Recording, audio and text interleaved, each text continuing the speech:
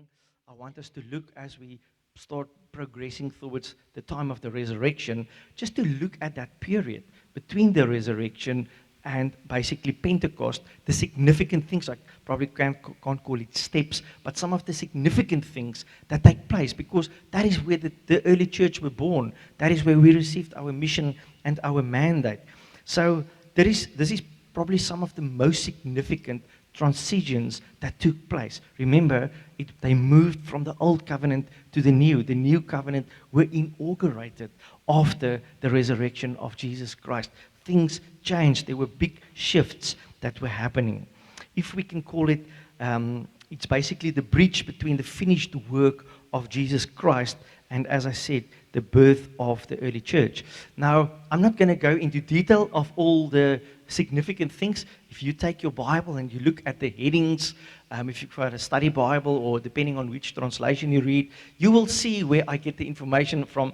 It is there. It's there for us to see, to read, to study. So this morning, the idea and the heart isn't to preach in-depth exposition on each of those paragraphs. It will probably take a bit too long, but I can encourage you in your own time to go and read through all those various steps that took place after the resurrection of Jesus Christ, leading up to a very special time of Pentecost. It's a time filled with victory. It's a time filled with new revelation. It's a time filled with waiting. There was a time where they had to wait.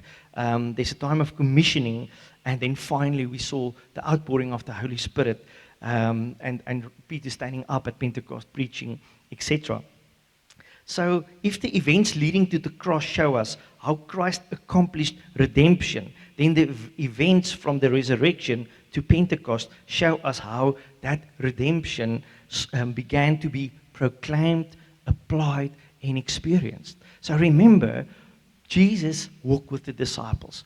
They probably made a fire along the road, and as I said, sometimes they were hungry together, sometimes they cried together, sometimes they might have been afraid and this and that. Maybe it rained and they were lightning and various things happening in their journey. But through all of those things, Jesus sat with them. Jesus talked to them. Jesus explained the things, especially in that last time, about the things that will take place, the things that would have happened. And now there's the reality. It's my sons recently, my boys, they are twins, and 2 weeks ago or so, they turned 18. Now, all of you remember when you were 16 or 17, you look forward to when you turn 18. And then a day or two after their birthday, I asked them, so how does it feel? And they said, yeah, well, it kind of feels the same, but it's also new. They are now 18, And in a similar manner, the things that Jesus spoke to them about, it took place. It became now a reality. And it must have been massive, if we put ourselves in their shoes. But the things that happened in this period, we see that they started to proclaim it and to apply it. And the outpouring, the promises, those things that in John chapter 13, leading up to 17, the things where Jesus prepared the disciples, those things started to take place. Amazing. So, of course, the first thing that I want us to just briefly look at this morning, and I mean this is part of what we call Easter weekend. As I greeted some people this morning, some said, Happy Easter. Well, be blessed during the Easter weekend. He has risen. We've got different ways of pronouncing it and proclaiming it. But part of why we are here this morning, yes, it's a Sunday morning, but during Easter weekend, we specifically or usually look at the death and the cross of Jesus and his resurrection. So, massive turning point in history, things taking place. So let's read this morning. It will be on the screen as well, from Matthew chapter 28, from verse 1 to 10. And this is where we get our information from, where we can see and study and understand what took place. Matthew chapter 28.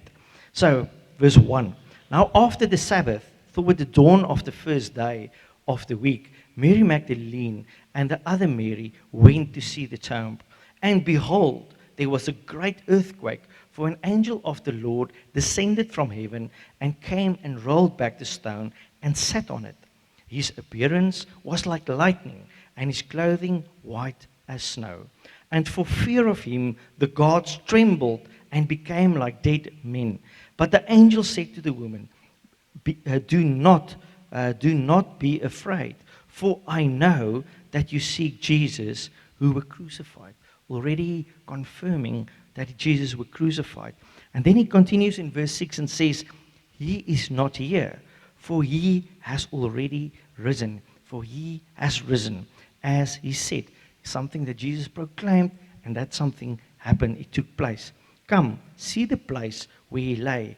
Then go quickly and tell his disciples that he has risen from the dead. And behold, he is going before you to Galilee. There you will see him. Now just look at the beautiful language. Well, it's normal language is translated obviously from the Greek into English, but there you will see him. We often in Afrikaans say, ek sien jou later, or I will see you later, you know. But here the angel is saying, there you will see him. It is like an eyewitness account, something that you can actually look. See, I have told you. So they departed quickly from the tomb with fear and great joy and ran to tell his disciples. Now, church, just imagine for a moment you were in that group of people walking with Jesus, looking at the signs and the wonders, the multiplications of bread and the bread and fish that took place, all the healings, the blind that could see, the deaf that could hear, all the various miracles leading up to the cross, leading up to that terrible flogging, crucifixion, everything taking place. And there for those who, how would we say, had the stomach, for those of who persevered until the end, eventually saw Jesus dying, calling out, it's finished, dying there on the cross, the Roman soldiers making sure he's dead, and then he was dead. And then fast forward to this, to what was happening here, experiencing an empty grave and seeing for yourself he's alive, he's risen. So no wonder it says, and with fear and great joy, they ran to tell the other disciples. Stephanus, can you believe it? Okay, it's like something amazing. Well, not amazing. This amazing is an understatement of what truly happened there. But they ran with great joy and told the others what happened. Verse 9. And behold, Jesus met them and said, greetings. And they came up, took hold of his feet for a specific reason, and worshipped him. Then Jesus said to them, do not be afraid. Go and tell my brothers to go to Galilee, and there they will see me. Sien jou later. There they will see me. Okay, so important that we have eyewitnesses accounts of people speaking to Jesus, seeing Thomas, etc., Peter, the disciples, the apostles, people that could see Jesus, physically see him. So what happened? The stone was rolled away, the tomb was empty, angels announced that he had risen, the women became the first witnesses, and as we said, they ran out, told the others about this amazing good news that was happening. It really matters. The resurrection isn't just an optional belief or something on a sideline for the church to kind of take note of. It is the center of Christian proclamation of what we need to preach in the heart. We cannot preach a gospel and there's no death on the cross, no resurrection taking place. It means that Jesus truly conquered death, that he was sacrificed and accepted by the Father.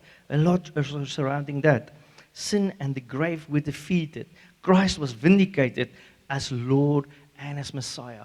A lot of important theology surrounding this passage. Without this resurrection, there is no Christianity in a meaningful sense. And quite a few years later, we see Paul almost giving commentary in this on this events that took place in 1 Corinthians chapter 15. And I want to read from verse 14 onwards. It will be there on the screen as well. So if we had to say, well, we take this part out of the Bible, or if we don't believe it, well, Paul already centuries ago reflected on that. And as I said, in a sense, in his letter or epistle to the Corinthians, he's giving commentary of everything that will be in vain, everything that will be useless. And here, 1 Corinthians chapter 15, verse 14, he writes, and he says, and if Christ has not been raised, then all our preaching is useless. Even for us today, I see heads going like that. If Christ didn't rise, if he wasn't crucified, then everything falls flat. There's no really something special about Jesus anymore. Paul says, then all our preaching is useless, and your faith is useless. And we apostles would all be lying about God. For we have said that God raised Christ from the grave. So if this wasn't true, it's useless. That's the language the New Living Translation uses. Different translations uses different language. But he says it will be in vain. It will be useless. And we as apostles would be lying about God, for we have said that God raised Christ from the grave. But that can't be true if there is no resurrection of the dead. And if there is no resurrection of the dead, then Christ has not been raised. And if Christ has not been raised, then your faith is useless and you are still guilty of your sins. Taking a step back, and he's saying, well, if this isn't the case, if Christ didn't die and rose again, well, you are still guilty. Then we are back where we were, in a sense. Then we have to go back to Old Testament sacrificial system, the whole inauguration of the new covenant would be null and void. Verse 17, once again, and if Christ has not been raised, then your faith is useless and you are still guilty of your sins. In that case, all who have died believing in Christ is lost. And this is a somber picture. Verse 19, and if our hope in Christ is only for this life, we are more to be pitied than anyone in the world. So he basically sums up and he reflects on the cross and the resurrection of Jesus Christ. And he says, well, if we don't believe this, if this isn't real or true, well, we ought to be pitied more than any other group of people, because then we are still guilty of our sins. There's no gospel. There's no good news. We take the heart out of it, and that would really be sad. So the empty tomb is discovered. People saw it even before they saw Jesus. Some saw, well, there's a physical witness that the tomb was empty. Then if we just look, and I'm just going to mention them, you can go in your own Bible, just page through it and read through these events. We see that Jesus appears to Mary Magdalene. Jesus appears to some of the other women.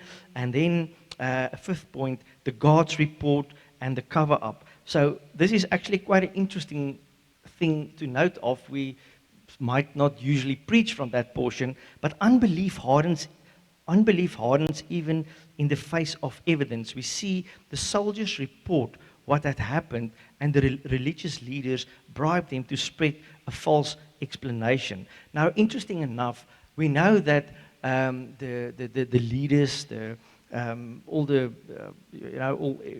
Jesus came before the religious councils, etc. They also mocked him. As we explained, it was an unfair trial. It happened in injustice, and all those things happened. But you know what? There were other people. So just as Mary and some of the first people saw for themselves that Jesus was risen, they saw him, and obviously it created faith. There was another group of people that also saw the same events. They were witnesses as well.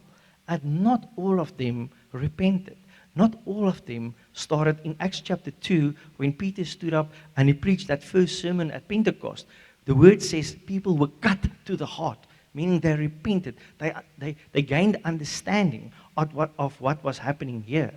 But there were other group of people, as we would read, you can go and read in Matthew chapter 28, verse 11 to 15, the resurrection did not produce automatic faith in everyone. Some responded by trying to suppress the truth. So for some, they said, well, we had to hide this thing. We need to cover this up. This cannot be made known. Interesting enough how they didn't just fall on their knees, because they also knew that Jesus died. And now the soldiers came and they reported what happened.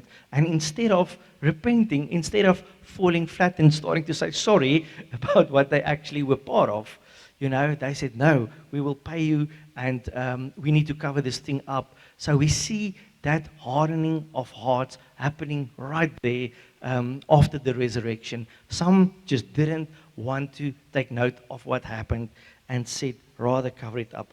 Evidence alone does not always produce a repentance. I mean, it was there for them to see, but instead they choose to rather keep things quiet, and they wanted to protect their own authority and leadership, etc.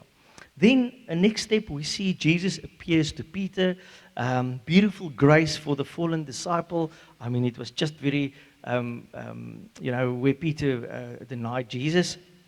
And there's not a specific, fully narrated portion in where we see this explained, but you can go and read in Luke chapter 24, verse 34, 1 Corinthians, that there's evidence that Jesus obviously appeared to Peter as well. Now, what is beautiful is that Peter had denied Jesus 3 times. And then we see how Jesus starts to restore the disciples, but Peter as well. That is part of the restoration of the brokenness of the disciples. Another significant event that took place, 7th point, Jesus appeared to those guys on the road to Emmaus. And we see that the risen Christ starts to open scriptures. And this is important for our reading of the word. It helps us with our Christ-centeredness of the reading of the word. So here in Luke chapter 24, verse 13, I'm not 13 to 35. You can go and read that portion. Once again, it's quite long, but please make time if you would like to do so. I just want to read from verse 27, and it says there, and beginning with Moses and all the prophets, he interpreted them. Some translations said he explained to them. He interpreted to them in all the scriptures the things concerning himself. So we see 2 discouraged disciples. They were walking on the road to Emmaus. We see that Jesus joined them, and they didn't fully recognize him at first. And then he started to explain to them in all the scriptures the things concerning himself. Now, later they recognized him, and this appearance teaches us how to read the entire Old Testament. Jesus shows that the law, the prophets, and the writings all point towards him. So once again, Jesus had his earthly ministry. He spoke about a lot of things. He healed people. There were a lot for everyone to see. And now he starts and he explains that everything from the old were pointing to this point exactly. The death of Jesus, the resurrection of Christ, and the things that would happen after that. So the resurrection isn't an isolated miracle. It is the fulfillment of the whole redemptive story. And once again, that gives mission to the church. It helps us to go forward with the essence of this message. This passage is foundational for Christ-centered interpretation of Scripture, as I said. Everything in the old started to point to Jesus, and now these things truly and really took place. Then another point, Jesus appeared to the disciples without Thomas. And then a bit later, we see that Jesus appeared to the disciples with Thomas involved there as well. So the first time, he wasn't there. Thomas had not been present at the earliest appearance and refused to believe without seeing. And maybe that can help some of us a little bit. As a bigger group of people, we are usually not all at exactly the same place, but there's a beautiful truth or that we can take from what is written here in John chapter 20, verse 24 to 29. Once again, you can go and read it yourself. And Jesus doesn't crush this unbelieving disciple. As many pastors and preachers has often said, we speak about unbelieving Thomas. Poor guy, he only disbelieved once. Okay, it wasn't as if he had a long, long history of constantly doubting. Okay, but he did it once, and he really battled. And here we see that Jesus appeared again, invited Thomas to examine his wounds. It's like he's saying, standing there physically in front of him and saying, but okay, Thomas, let's sort this thing out. Let's lay it to rest. Let's have a look. Here's my hands. Here's my feet. You remember, Thomas? I died on that cross. You saw the things leading up to it. Okay? And he cried out, my Lord and my God. And this is probably one of the clearest confessions of Jesus' deity in the New Testament. Okay, he didn't argue any further. When he saw it for himself, it was laid to rest. And hopefully they called him believing Thomas afterwards. But because calling or crying out, as Scripture says, my Lord and my God, well, that in his response basically said, well, now I know, now I believe Jesus Christ is Lord. It's impossible for a normal human being to die in that painful, dreadful manner and to be resurrected. But everything, as Jesus said, those things would have taken place. And now Thomas hopefully was fueled for the rest of his life to share that gospel, to share what he was a witness of. And it's here for us to read it up to today. So even for us as the church, for people today, if there's times or moments when we think and our faith is maybe failing us, there's a beautiful place where Jesus does not always crush the doubting disciple. He often confronts doubt with gracious revelation. Okay, he showed himself. And for us, if you doubt with something, if you battle with something, ask the Lord about it. Ask him to speak to you. Ask him to give you scripture. Ask him to help you through this time or a specific moment or event or something took place. We can always go to the Lord and ask him for that. Then the next point we can make, Jesus appears by the Sea of Galilee. You can go and read that portion. And then just once again in the sequence, Jesus restores Peter. Okay, so failure doesn't have the final say in his life. Now, once again, Peter was the bold guy. He's the one that walked on water. He's the one that spoke quickly, act quickly, etc. And we see, if we could have a conversation with Peter in that period after Jesus' death, before the resurrection or the resurrection or something, soon afterwards, Peter must have felt terrible. Who of us haven't failed someone in life? Who of us always just gets everything right? And there's moments when we have to say to our spouse, our kids, our parents, etc., I got this wrong. I failed terribly. But you see, there's a beautiful place where Jesus doesn't leave Peter in that place. Let's look at it briefly. This is a moving post-resurrection moment. You can read there in John chapter 1. 3 times Jesus asked Peter, do you love me? And most likely because 3 times Peter denied Jesus. Do you love me? And this is a clear correspondence to Peter's denying Jesus 3 times. Why does it matter? Jesus does not merely forgive Peter inwardly. So what is beautiful, it's not like, Peter, I'll forgive you. I just died and arose again. That's part of the purpose. It's not just that I forgive you, but he publicly restores Peter in front of other people. Imagine just the healing that it must have brought to Peter's heart. Jesus restores him publicly and he recommissions him. So hopefully that is something that some of us can take home as well. If there were a time in your life when you backslided, when you got things wrong, when you probably fall into sin or fell into sin or got addicted to something, these things happen, But it's not that Jesus said, Peter, I'm writing you off. You failed me. Friend, when I needed you, you ran away. You denied that you even knew me. But Jesus comes in his kingly manner, in a sense, and he says, Peter, in front of other people, I still love you. And I can still use you. It's not the end of the road. He restores him and he recommissions him. Grace does not only pardon, it also restores purpose. And that's something I guess we can take to heart, all of us. There's sometimes tough seasons, difficult times, but remember, grace does not only pardon, it also restores people to purpose. Peter is recommissioned to feed to the sheep, to tend the sheep, and to shepherd Christ's people. Isn't that beautiful? This is a profoundly important for Christian ministry and for pastoral theology to take to heart and to know if you probably went through a rough patch, a difficult time, it's not like now we draw the line and forever you should just keep quiet and never ever say something. This is a beautiful example to give us hope that there's forgiveness, that there's healing, and that there's a recommission. Then, a next point, Jesus appeared to many witnesses over the 40 days. So remember, it wasn't just after resurrection, there were a week or two. Scripture speaks about 40 days.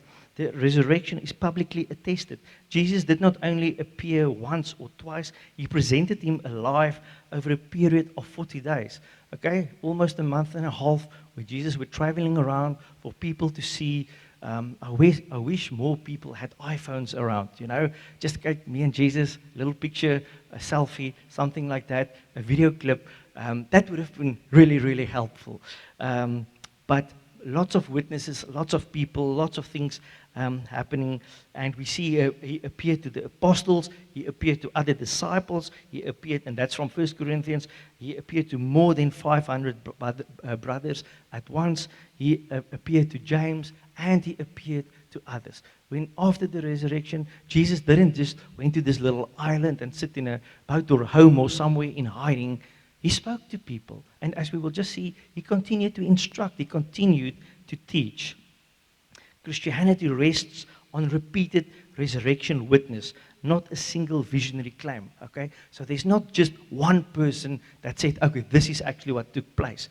There's many witnesses, many people that Jesus appeared to who could see it. And of course, many of them probably talked about it, wrote things down, but which is not in the canon of Scripture. But that doesn't mean it didn't take place. The resurrection is historically proclaimed and apostolically witnessed, and that is why the apostles wrote about it. This became foundational for Christian preaching, as we would see just now in Acts chapter 2, where Peter stood up. Then something we are very familiar, we often preach about it, the Great Commission. The church receives its marching orders. When we look there, every, I believe, biblical church will have something about making disciples, going to nations, preaching the gospel, reaching the lost, etc., where Jesus spoke to the people or to his disciples and say, this is what I want you to go. Very, very well-known portion, Matthew chapter 28, verse 18 to 20. And basically, Jesus commanded his disciples to make disciples of all nations, to baptize them, to teach them, to bear witness to him to the ends of the earth. The resurrection does not merely comfort believers, but it also sends them. Okay, so there's the theological significance. There's a lot that happened there at the cross, but it's also that place where Jesus said, now I'm sending you out. I've prepared you. You should go. And this is the things. So they received their mission in a beautiful manner. Their mission is rooted in the authority of the risen Christ.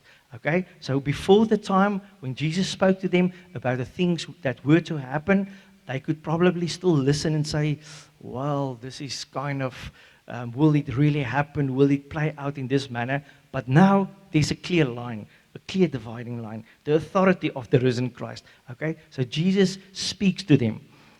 The mission is rooted in the authority of the risen Christ, the presence of the risen Christ, and then, as we will see just now, in the power of the Holy Spirit.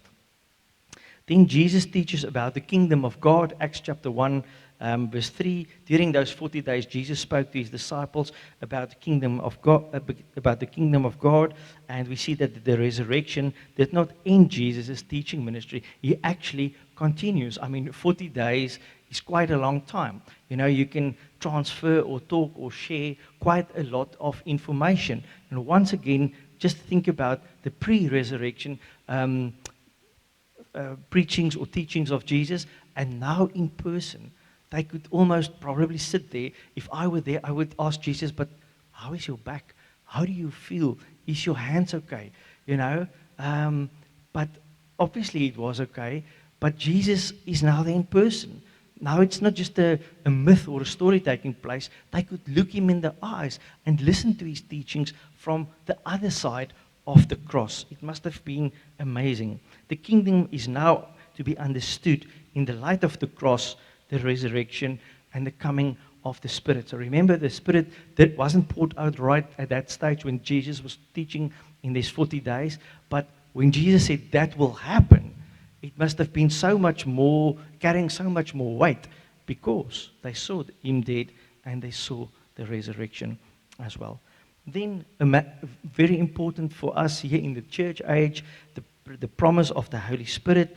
The disciples are told to wait for the Holy Spirit. Jesus instructed the disciples not to rush out in their own strength. Isn't that a bit of wisdom in a sense. They probably just wanted to go, and they already probably told people just as the woman when they discovered when the tomb was empty. But Jesus says, wait, there's a purpose for them to wait. Jesus told them to remain in Jerusalem until they were clothed with power from on high. Even eyewitnesses of the resurrection were not sufficient in themselves for the mission ahead. So they could be sincere, they could have a lot of love in their hearts, memory of what happened, they could have probably the doctrine or zeal, etc., great passion. But Jesus says, wait, I want you to be empowered. As I told you, you will receive the Holy Spirit. Then you go. Okay? And then another very important and significant event that you can go and read about, the ascension of Jesus Christ. The risen Christ is exalted to heavenly rule. After 40 days, Jesus ascended into heaven before his disciples. Once again, they were eyewitnesses. They stood there. They saw for themselves. It was taking place.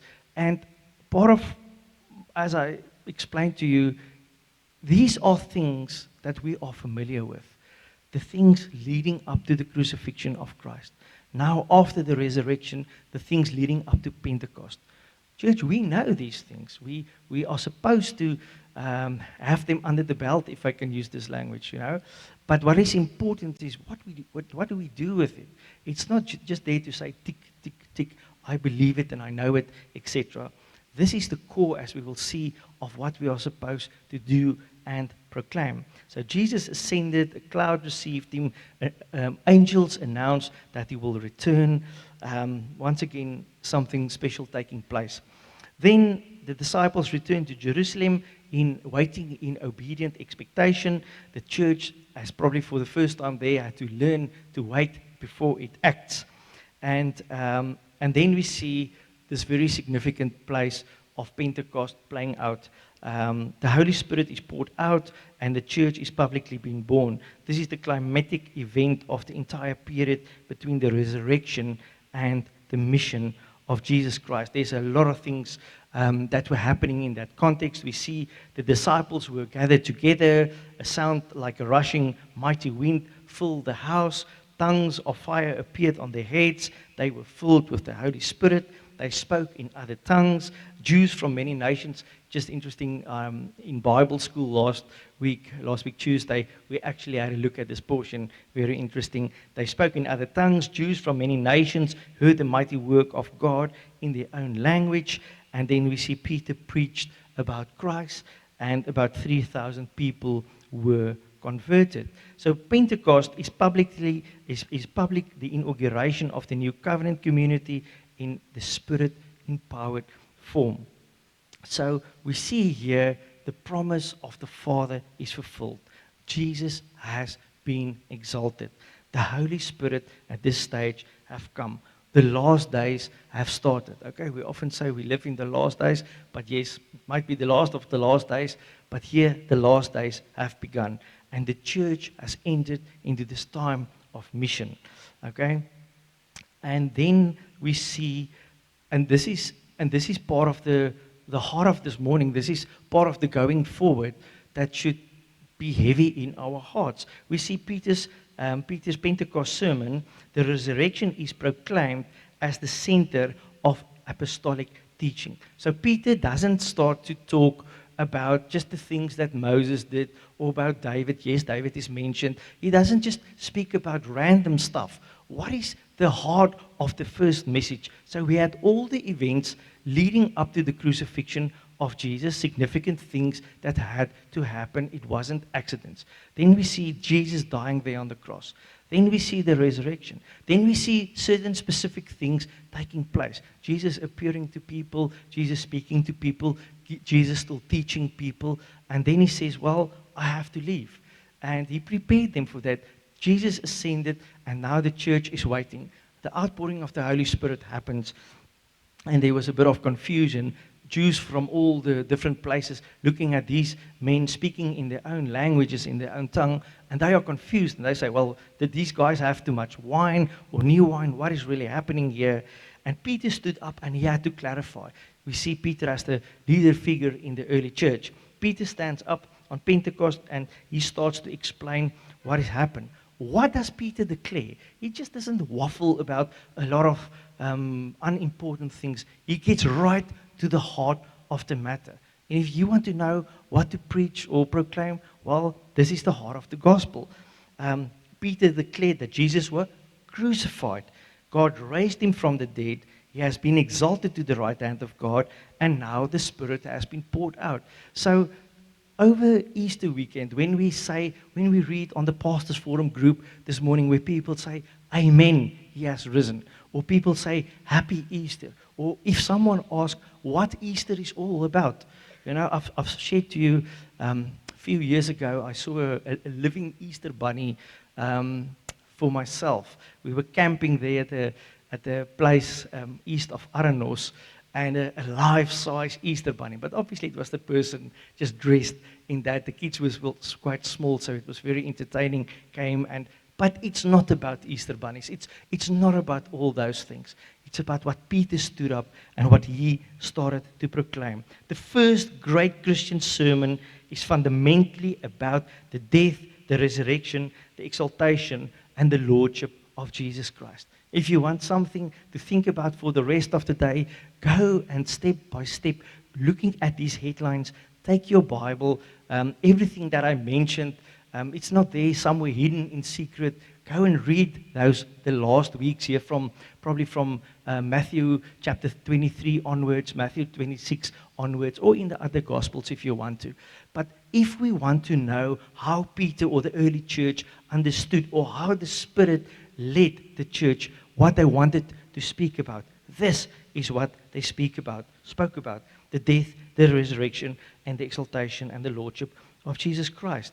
The resurrection is not just a side doctrine, it is the heartbeat of apostolic proclamation. And that is why Paul writes to the church in Corinth, in 1 Corinthians chapter 15, as I just now mentioned. Paul understood that if this was a lie, if it didn't really happen, well, our preaching would be in vain. Our believing would be in vain. We would still be in sin. We cannot call it good news. Okay? Then Jesus would probably just be mentioned as a historic person who had good morals, as some would like to say, and he died and he's just dead. But that's not the case. That is not what happened. And we see the massive response of a lot of people turning to Christ right after Peter preached this sermon. Jesus is raised, Jesus is seen, Jesus is now understood, Jesus is proclaimed, Jesus is enthroned, the Spirit is given, and the church is sent. The church has a mission. And for all of us to take to heart, let's have conversations about it. Let's talk about it. Let's turn to the witnesses inside and outside of the Bible, looking at the life of Jesus, the ministry of Jesus, what he has accomplished, and what there is for us to talk about. We are not saved merely to admire the resurrection, but to bear witness to the risen Christ. And that is why you can say to someone this morning, Amen, he has risen, because that is the heart of Easter weekend. That is what we celebrate.